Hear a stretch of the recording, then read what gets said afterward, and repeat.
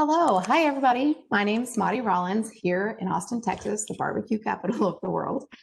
And I am a 24-year IBMer, and I've coached over 100 IBMers worldwide. And the common thread that I see both in myself and in others as a barrier to believing in yourself is that pesky imposter syndrome voice. Imposter syndrome is when you doubt your talents or accomplishments and you have that persistent fear of being exposed as a fraud, that maybe you'll be found out that you don't know enough. So for me, in my area of security, that's a broad field. It's miles wide and miles deep. And that voice often for me creeps in saying, how could you possibly talk to a client about this when there are others or experts in the field that know more? For you, perhaps that's a big sales pitch to a client or contributing to a solution design, or maybe even a speaking engagement. And I'm here today to just say, let's all exhale. We all go through this. So I want to spend the next 6 to 7 minutes talking to you about how those that I coach, many directors, VSOs, vice presidents, and IBMers silence that imposter voice. So grab a pen if you'd like to jot them down. First, super simple, learn.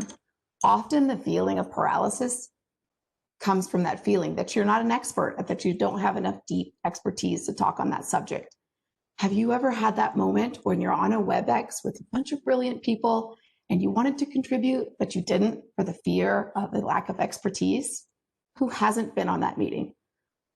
Those that have had success overcoming that paralysis prepare by learning. My vice president says a key element into recognizing that is allowing yourself to be vulnerable to learn, dive in, research, consult an expert on trends, get your hands on any content that you have on the subject matter, but equip yourself just with enough to reasonably improve your confidence, extensively enough so that you feel that level of confidence.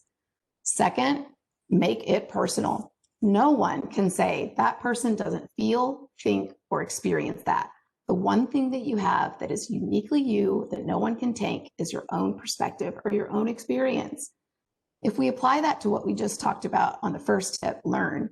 When you're learning or consuming content, consider what your opinion is. What is a unique perspective you can bring to what you're learning? And then what experience do you have from your background that's uniquely yours? An actual example comes from a good friend and security vice president, Dimple Alawalia. She was scheduled to give a keynote address at an international conference to international attendees. Imagine those nerves. But what she did was take care to ensure that the topic that she presented on was taken from her own experiential view and personal viewpoint, and her talk was met with wild success. Okay, we're at number 3. This is my favorite one and one that I employ all the time. Get a squad. Yes, this is universal. Everyone that I talk to and all the leaders who silence that imposter have a group of trusted advisors, friends, colleagues, etc., that they turn to as a sounding board. This group gives them confidence, allows them to be vulnerable, and they're really who you would seek counsel on how to overcome and talk you out of those negative voices. I'm going to give you a personal example for myself. This was back when I was a seller, and I was walking into a critical financial services meeting with the C-suite. And of course, I wanted him to sign the deal. That voice started creeping in that perhaps these C-suites would start peppering me with questions that I wouldn't be able to answer about our proposal. Guess what I did? I immediately called my squad. We talked it over. They pumped me up. They gave me confidence, saying, Maddie, you've done this before. You'll do it today, and you'll do it again. They provided me an advice and a best way to approach that situation, and it was successful. My message here to you is really, don't go it alone. It takes a village. So create that supportive village and then lean on that village. Fourth, another simple one, put it on paper. A simple, effective tactic is to write or type your thoughts. Pick your medium, whether you choose Microsoft Word, Mural, or good old-fashioned pen and paper. Allow your mind to sort out the trees from the forest. Writing it out gives your thoughts structure and helps you weed out the areas that seem weak.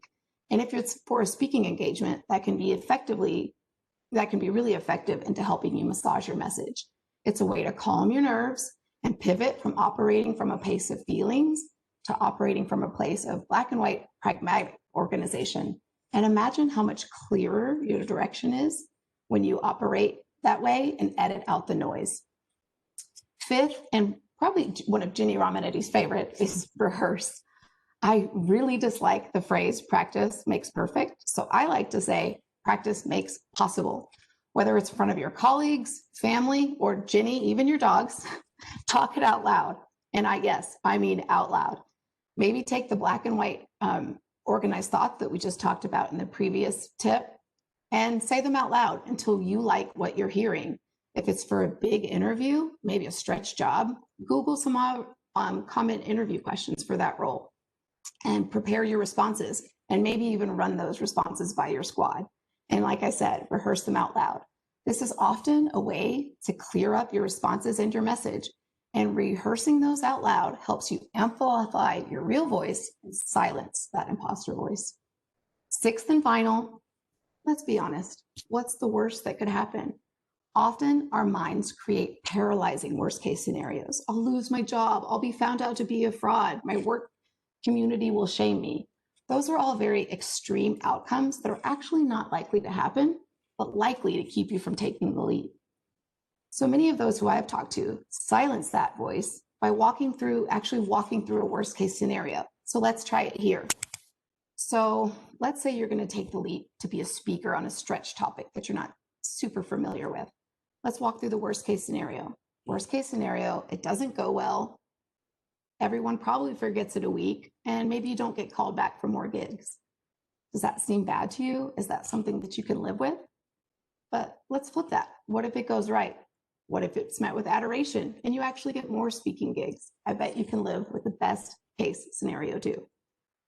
Walking fully through the scenario takes you from those extreme outcomes into a space of realistic outcomes. And psychologically, when you move through a worst case scenario, your psyche has trouble discerning whether that's a real experience or just a walkthrough. So it catalogs that as a known experience, which can help boost your confidence. So pin down, the tips section is over.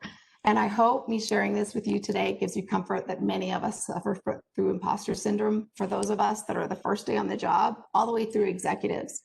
The goal here is to not let it hold your career back or stop you from being the best version of you. Put these successful methods in your toolbox to overcome and quiet that voice. Go big. Let 2021 be the year you silence the imposter and believe in yourself.